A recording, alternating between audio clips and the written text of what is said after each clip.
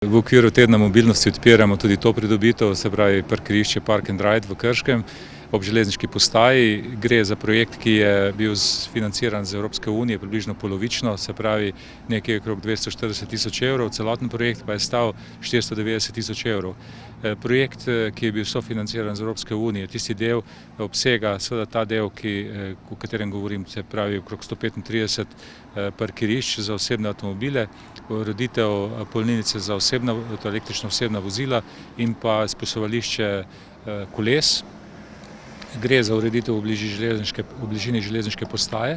V nadaljevanju pa smo uredili tudi Tovarniško ulico in 3 parkirišča za kamione, tako da smo pravzaprav v celoti uredili ta del mesta Krško oziroma naselja Videm, ki je bilo v preteklosti dokaj zapuščeno. S tem smo pridobili tako novo, v smislu trajnostne mobilnosti, novo pridobitev, v drugem smislu pa seveda tudi smo nekako dali novo podobo temu delu mesta.